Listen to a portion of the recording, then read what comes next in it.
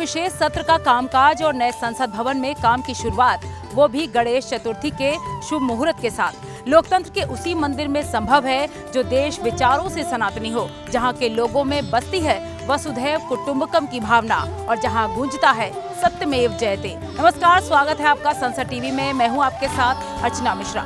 जहां एक तरफ इतिहास का साक्षी बना है हमारा विशाल पुराना संसद भवन, तो वहीं आकांक्षी भारत का नया संसद भवन, जिसकी दीवारों पर लिखी पंक्तियों से समझने की कोशिश करेंगे विकास और विरासत के इस अद्भुत संगम को। तो आइए अब हम आपको लेकर के चलते हैं सुरक्षा और सुविधाओं के लिए स्मार्ट फीचर से लैस डिजिटल भारत के नए संसद भवन में। इस वक्त मौजूद है मकर द्वार में। इसकी बाईं तरफ है लोकसभा चैम्बर, दाहिनी तरफ है राज्यसभा चैम्बर और बीच में है संविधान कक्ष। तो हम अपने कैमरे के जरिए आपको दिखाते हैं आधुनिक भारत का नया संसद भवन। मकर द्वार से होते हुए हम आ चुके हैं संसद के नए भवन में और इस वक्त हम मौजूद हैं शिल्प दीर्घा में। यहीं से संविधान कक्ष में हम प्रवेश करेंगे। ये वही जगह है जहां संविधान की डिजिटल प्रति रखी गई है। यहीं पर हम अतीत से लेकर वर्तमान तक की भारत की गौरव यात्रा का अनुभव करेंगे। तो आइए चलते हैं शिल्प दीर्घा के द्वार से संविधान कक्ष में। जैसे ही हम संविधान कक्ष में प्रवेश करते हैं तो सामने है संविधान दीर्घा और सामने की दीवार में एक श्लोक लिखा है, अयम निजा परो वेति गणना लघु चेतसाम उदार चरिता नाम तु वसुधैव कुटुंबकम। यानी ये मेरा है, ये उसका है। ऐसी सोच संकुचित मानसिकता वाले व्यक्तियों की होती है। इसके विपरीत उदार चरित्र वाले लोगों के लिए ये संपूर्ण धरती ही एक परिवार है। वसुधैव कुटुंबकम सनातन धर्म का मूल संस्कार है, मूल विचार है, जिसका अर्थ है धरती ही परिवार है। संविधान दीर्घा के बाईं ओर है संगीत दीर्घा और उसमें प्रवेश करने से पहले की बाईं तरफ की दीवार पर लिखा है जन जननी जन्मभूमि। यानी ये बताता है जीवन की निरंतरता को, ये बताता है भारत की एकात्मता को। इसमें बताया गया है भारत की एकात्मता के बारे में। यहाँ कलाकृतियों का संग्रह रखा गया है। कलाकृति भारत के विभिन्न प्रदेशों की जमीन से जुड़ी हुई 75 महिला कलाकारों ने ऑर्गेनिक सामग्री बनाई, जिसमें 72 फुट लंबी ये कलाकृति भारत के लोक कला और उत्सवों का प्रदर्शन है, जो सबका विश्वास का प्रतीक है। और इस कलाकृति में जीवन की निरंतरता बसती है और इसी से पता चलता है भारत की एकात्मता का। जो इसमें दर्शाया गया है ये है जन जननी जन्मभूमि। श्रृंगार हास्य करुणा रौद्र वीर भयानका बीभत्साद्भुतम संगो चेतस्यो नाट्य रसा स्मृता। श्रृंगार हास्य करुणा रौद्र वीर भयानक बीभत्स और अद्भुत, ये 8 नाट्य रस इसमें छुपे हैं, जिसे बताने का प्रयास हुआ है। फलक 6 में अगर हम पढ़ें तो इस फलक में नाट्य शास्त्र के प्रणेता भरत मुनि की चतुर्भुज प्रतिमा दिखाई गई है। वे अपने 3 हाथों में वीणा, डमरू और नाट्य शास्त्र की पांडुलिपि लिए हुए हैं और उनका चौथा दाहिना हाथ अभय मुद्रा में है। दाईं ओर स्वर्ण मुद्रा पर उत्कीर्ण वीणा बजाते हुए समुद्रगुप्त है और बीच में अजाता के भित्ति चित्र में प्रेरित वीणा बजाता हुआ एक किन्नर भी दिखाया गया है इसमें। जैसे ही हम इसे प्ले करते हैं तो हमें यहाँ पर जो श्लोक लिखा है उसके बारे में बताया जा रहा है और ये जो 8 जो नाट्य रस है उनके बारे में इसमें जानकारी प्राप्त हो रही है। तो आपको किसी से भी कुछ पूछने की ज़रूरत नहीं है, यहाँ पर सारी जानकारी डिजिटल माध्यम से बताई गई है और यही है हमारा नए भारत का नया संसद भवन। भारतीय संगीत की परंपरा इतनी प्राचीन है और इतनी समृद्ध है कि जगह जगह दीवारों पर श्लोक देखने को मिलते हैं। देखिए यहाँ पर 2 श्लोक और लिखे हैं। अगर हम पढ़ें तो नादोत्पत्ति यथा शास्त्र मेदानीम विदीयते स्वरो गीत च वाद्यम न ताल श्रेति चतुष्टयम न सिद्ध्यति विना नादम तस्मा नादात्मकम जगत। तो प्रस्तुत फलक में ब्रह्मांड की छवि और समागम करते हुए गुरु और शिष्य दर्शाए गए हैं। तो गुरु और शिष्य की परंपरा तो हमारी सदियों पुरानी परंपरा चली आ रही है और ये जो फलक है, ये जो श्लोक है, इसमें आप देख सकते हैं गुरु शिष्य की परंपरा को बताया गया है। ये नाट्य प्रस्तुति है और इस नाट्य प्रस्तुति में इसमें जो बताया गया है वो ये है कि ये गान, वीणा, वाद्य, संगीत भारतीय संगीत के मूल स्रोत माने जाते हैं। 24 हस्त मुद्राएं ये दिखाई गई हैं, देख सकते हैं दीवार पर जो ये मुद्राएं हैं, ये 24 हस्त मुद्राएं।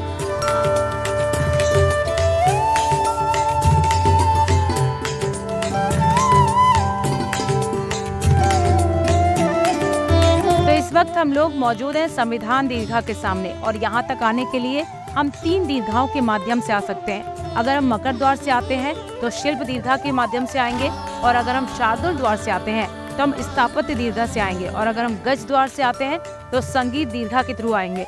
तो यहाँ तक एंट्री करने के लिए आप तीनों दीर्घाओं से आ सकते हैं और हम आ चुके हैं संविधान दीर्घा में। तो आइए चलते हैं संविधान कक्ष में। भारतीय लोकतंत्र हमेशा से सामाजिक सद्भाव, समावेश, स्वीकार्यता, समानता, समरसता के गुणों से भरपूर रहा है, और ये सब जो है हमारे देश के सभी नागरिकों को सम्मान से जीवन जीने का अवसर भी देता है। जैसे ऋग्वेद, अथर्ववेद में सभा समिति और संसद जैसी जन भागीदारी वाली संस्थाओं का उल्लेख मिलता है, तो रामायण हो, महाभारत हो, गीता हो, उपनिषद हो, अर्थशास्त्र हो या अन्य ग्रंथ हो, सभी में शासन चलाने के नियमों का वर्णन किया गया है, जो यहाँ देखने को मिलता है, जो हमारी एकता और एकात्मता दोनों के लोकतंत्र की आत्मा है। तो संविधान में जो 18 साल से ऊपर के जितने भी वयस्क हैं उनको अधिकार प्राप्त है वोट देने का। और यहाँ पर पहला जो आम चुनाव हुआ था 1951 और 52 में, तब से 17 आम चुनावों के अलावा राज्यों और केंद्र शासित प्रदेशों और स्थानीय निकायों के चुनाव संपन्न हुए। भारतीय नागरिकों को समर्पित हमारा संविधान, we the people of India, हमारा संविधान हमारा गौरव, और उसके बारे में यहाँ पर बताया गया है। ये देखिए डिजिटल प्रदर्शनी है इसकी, जहाँ पर भारत के संविधान का विस्तृत वर्णन किया गया है। ये लोकतंत्र के 3 आधार, कार्यपालिका, न्यायपालिका और विधायिका, इनके साथ सरकार की जो संरचना है, उसके कामकाज और नागरिकों का जो अधिकार और कर्तव्य है, उन सब के बारे में बताया गया है। यहाँ पे संघात्मक व्यवस्था के साथ साथ सामाजिक न्याय, समानता, स्वतंत्रता, धर्मनिरपेक्षता और ऐसी तमाम विशेषताएं जो संविधान को अनूठा बनाती हैं, वो सारी चीज़ों को यहाँ पर बताने का प्रयास हुआ है, दिखाने का प्रयास हुआ है। तो लिखा है, देखिए, we the people of India, हमारा संविधान हमारा गौरव। यह ईशान्य भारत में लोकतांत्रिक परंपरा, डेमोक्रेसी की बात होती है यहाँ पर, कि भारत अपनी सांस्कृतिक विरासत और सामाजिक विविधता के लिए प्रसिद्ध है। यहाँ की जनजातीय परंपराएं, परिषद और ये सारी चीज़ों के बारे में यहाँ बताया गया है। और सबसे ज़्यादा महत्वपूर्ण जो है, जैसे कि नॉर्थ ईस्ट, जिसको लेकर प्रधानमंत्री नरेंद्र मोदी भी नॉर्थ ईस्ट के विकास को लेकर के, जब से भारत सरकार, नरेंद्र मोदी की सरकार आई है, नॉर्थ ईस्ट पर बहुत काम हुआ है, वहाँ के विकास को लेकर बहुत काम हुआ है। तो यहाँ की जनजातियों की पारंपरिक परिषदें, जैसे असम की तोवा, सिक्किम की जुमसा, मेघालय की कारी, लेफ्यूसिमी, त्रिपुरा की जमातिया, और जैसे अरुणाचल प्रदेश की केबांग और मेनपा, मणिपुर की है, तो नागालैंड, ऐसे करके ये जो मिजोरम की लुसाई है, ये परिषदें हैं जो स्थानीय विषयों पर निर्णय लेती हैं, और उन्हीं का यहाँ पर वर्णन इस तरह से किया गया है। यहाँ कॉन्स्टिट्यूशन हॉल में एक और श्लोक हमें देखने को मिलता है, एकम सत्य विप्रा बहुधा वदंती, जहाँ पर एकता और एकात्मता, जिसको लोकतंत्र की आत्मा बताया गया है, और यहाँ पर बिना भेदभाव के सभी प्राणियों में एक ही तत्व है, इसका सिद्धांत दिया गया है, और सभी बिना भेदभाव के शांति से रहें, इस बात को यहाँ बताने की कोशिश हुई है इस श्लोक के माध्यम से। ये देखिए, यहाँ पर ये पार्टिसिपेटरी गवर्नेंस, ये बताया गया है यहाँ पर सहभागी शासन व्यवस्था के बारे में। भारत में मतलब शासकों द्वारा जो आमजन से जुड़े विषय पर स्थायी अफसरों और स्थानीय समुदाय ने जो राय लेने की एक परंपरा थी पहले, इसमें कर व्यवस्था के साथ साथ संपत्ति संबंधी विषय भी शामिल थे। Governance and conduct of the ruler, मतलब शासन व्यवस्था और शासक का आचरण, ये जो है शिलालेखों, स्तंभों, ताम्रपत्र में पहले जो राजाओं के चुने जाने की जानकारी थी वो उसमें देखने को मिलती थी। जो 4वीं सदी से पहले की बात करें हम उससे, और 9वीं सदी में, तो उस तक ये अभिलेखों से पता चल जाता था कि राजा की जो चयन प्रक्रिया है उसमें लोगों की भागीदारी थी और राज्य की ओर से लोगों के हितों का ध्यान रखा जाता था। यहाँ पर एक और श्लोक है जो कि कौटिल्य और शासन के सिद्धांत को बताता है। प्रजा सुखे सुखम राज्य, प्रजानाम च हिते हितम, नाथ प्रियम हितम राज्य, प्रजा ना तु प्रियम हितम, मतलब आम लोगों का हित, कानून व्यवस्था और जो बहुस्तरीय निर्णय लेने का जो तरीका है वो शासन व्यवस्था के आधार है। और ये इस सिद्धांत में बताया गया है, जिसका उल्लेख वैदिक साहित्य में भी मिलता है। कौटिल्य की रचना जो अर्थशास्त्र है, ऐसे ही जन कल्याणकारी और इस तरह की न्यायपूर्ण शासन सिद्धांतों का उसमें वर्णन किया गया है। और इस श्लोक में यही बताने की कोशिश हुई है। तो यहाँ पर रामायण, महाभारत, गीता, उपनिषद, अर्थशास्त्र, ये सारे जो ग्रंथ हैं उसमें शासन चलाने के नियमों का वर्णन किया गया है, जो यहाँ ये सब देखने को मिलता है। और ये आप देख सकते हैं यहाँ पर भारतीय इतिहास जो है उसको दर्शाता है, जिसमें रामायण, महाभारत, और भारत के इतिहास के जो महाकाव्य हैं वो दिखाने की कोशिश हुई है।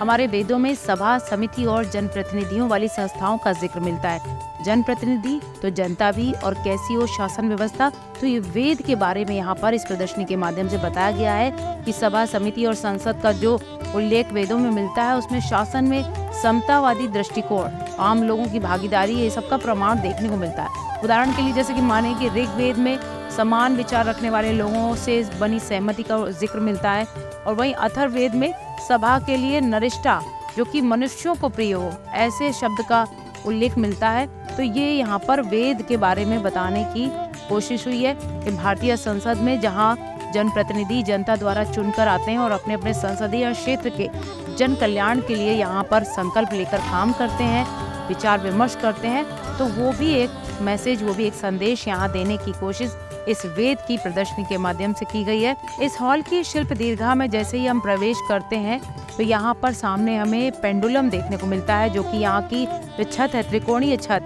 उससे ये लटका हुआ है पेंडुलम। और ये पेंडुलम जो है ये जो कि ब्रह्मांड के विचार के साथ भारत के विचार का एकीकरण का प्रतीक है। और इस संविधान हॉल में इसे छत से लटका हुआ है, छत से लगाया गया है, जो अपनी धुरी पर घूमते हुए नीचे फर्श को छूता है।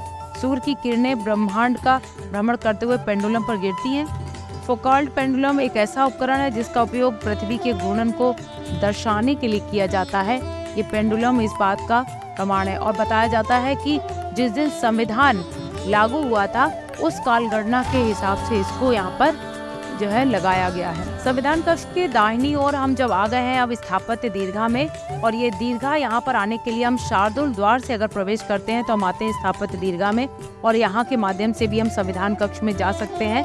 और स्थापत्य दीर्घा में बता दें यहाँ पर कोई श्लोक वर्णित नहीं है, लेकिन यहाँ कई कलाकृतियों का वर्णन जरूर देखने को मिलता है, और इन कलाकृतियों के माध्यम से विभिन्न राज्यों की कलाकृतियों का यहाँ पर वर्णन बताया गया है। जैसे कि यहाँ पर असम के शिवसागर में जो है रंगधर, नागालैंड का दीमापुर किला, और त्रिपुरा का जो है उमाकोटी, ये सब चीज़ें यहाँ पर दर्शाई गई हैं, इस फलक में दिखाया गया है। कॉन्स्टिट्यूशन हॉल से हम निकलते हैं तो दाईं ओर जो है मंथन की कलाकृति दिखाई गई है। इसका मतलब है कि उभरी हुई पृथ्वी जो है उससे सभ्यताएं बनती हैं, और सभ्यताएं जो है उनमें विचार विमर्श होता है, मंथन होता है। तो ये संसद भवन भी जनप्रतिनिधियों के विचार विमर्श और मंथन की जगह है। तो ये हम दिखा सकते हैं आपको कि जिस तरह से यहाँ पर गोल्डन कलर में ये मंथन दिखाया गया, जैसे समुद्र मंथन से भी अमृत निकला था, उसी तरह से यहाँ पर कॉन्स्टिट्यूशन हॉल में ये दाईं ओर मंथन की कलाकृति है। और जब जनप्रतिनिधि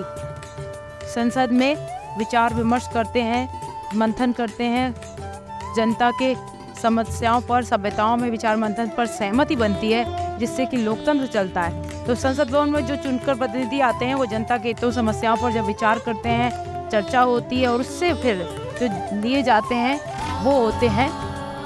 संसद भवन के केंद्र में स्थित है संविधान कक्ष, और संविधान कक्ष में एंट्री हमने की थी शिल्प द्वार से। तो हम शिल्प दीर्घा में मौजूद है, जहाँ पर विभिन्न राज्यों और विभिन्न क्षेत्रों की शिल्प और कौशल कलाओं को दिखाया गया है यहाँ पर। और आप शिल्प जो दीर्घा है उसमें यहाँ पर बताया गया है कि हमारे जो पर्व है, स्वावलंबन, उल्लास, ज्ञान, प्रकृति, यात्रा, आस्था, समरसता, ये सब यहाँ पर देखने को मिलती है इन कलाकृतियों में। और इन कलाकृतियों को, जो कलाकृतियाँ हमारे भारत की, वो अलग अलग जगहों से करीब 400 लोगों ने इसको तैयार किया है। तो कुल मिलाकर यहाँ कोई भी दीर्घा हो, वहाँ पर जितनी भी कलाकृतियाँ, जितनी भी हमारी सांस्कृतिक विरासतें देखने को मिल रही हैं, सबसे प्राचीन और जीवंत नगरी है वाराणसी, उत्तर प्रदेश की काशी नगरी। और यहाँ भारत जो है विश्व की सबसे प्राचीन सभ्यताओं में से एक है वाराणसी। और यहाँ लोग गंगा स्नान के लिए कहाँ से, विदेशों से भी गंगा स्नान के लिए आते हैं। उसकी जो है शिल्प के माध्यम से, कौशल के माध्यम से यहाँ पर कलाकृति दिखाई गई है। प्रधानमंत्री नरेंद्र मोदी भी गुजरात का एक विकास मॉडल जो वो लेकर चले थे, आज पूरे देश में नेतृत्व कर रहे हैं। उनके नेतृत्व में आज देश विकास की ओर अग्रसर है। और ये गुजरात का ही ये कलाकृति, ये जो शिल्प है, ये स्वावलंबन की भावना को इस चरखे के माध्यम से दर्शाया गया है। और इस कलाकृति में खादी के कपड़ों और प्राकृतिक रंगों से जो है इसको सजाया गया है, पारंपरिक सज्जा है इसमें जो प्रिंटिंग है वो बताते हैं अजरक की ब्लॉक प्रिंटिंग है, इसके काम को यहाँ पे दर्शाया गया है। हम जिस आत्मनिर्भर भारत की बात करते हैं वो आत्मनिर्भर भारत जैसे स्टार्टअप है, ये उन्हीं लोगों के लिए इस तरह के ये जो स्टार्टअप योजनाएं हैं इनका लाभ उन लोगों को मिल रहा है जो इस तरह की कारीगरी में, इस तरह के छोटे छोटे लघु और मध्यम उद्योगों में शामिल हैं। तो वो भी एक कहीं ना कहीं रोजगार, स्वरोजगार को जनरेट करना और रोजगार सृजन के अवसरों का एक मैसेज भी यहाँ पर इसके माध्यम से दिया गया है। एक बच्चा और माँ, ये जो चिड़ियों के माध्यम से, पशु पक्षियों के माध्यम से, इंसान सबके माध्यम से दिखाया गया एक माँ और बच्चे का रिश्ता। देखो गाय के माध्यम से, गाय और बछड़े का भी इसमें चित्र है। तो ये जो कलाकृति है इसमें एक ममत्व की भावना दिखाई पड़ती है। 5000 से भी ज़्यादा पुरानी हमारी भारतीय सभ्यता में कैसे शिक्षण पद्धति क्या थी, लिखने की पद्धति क्या थी, वो सारी की सारी चीज़ें इस कलाकृति के माध्यम से बताई गई हैं। तो यहाँ अगर एक संदेश देने की कोशिश है कि ये जो संसद भवन, नया संसद भवन है, इसकी शिल्प दीर्घा में ये बताने की कोशिश है तो वो भी आधुनिक भारत का एक वो दृश्य दिखा रहा है जो सभी मूल्यों, परंपराओं और पद्धतियों की एक गौरव यात्रा जो हमारी है, अतीत की यात्रा। ये भारत यूं ही नहीं बना, हमारी अतीत की यात्रा को वर्तमान तक हम कैसे पहुँचे उसको दिखाने की एक कोशिश है यहाँ पर। तो संसद के विशेष सत्र के साथ जहां नए संसद भवन का आगाज हुआ तो वहीं पुराना विशाल लोकतंत्र का मंदिर हमारे इतिहास की धरोहर में दर्ज हो गया, जिसके संस्मरणों के साथ हम नए संसद भवन में आत्मनिर्भर भारत के एक गवाह बनेंगे। तो विकास और विरासत के अद्भुत संगम की इस विशेष प्रस्तुति में इतना ही। मुझे मेरी टीम के साथ दीजिए इजाजत। नमस्कार।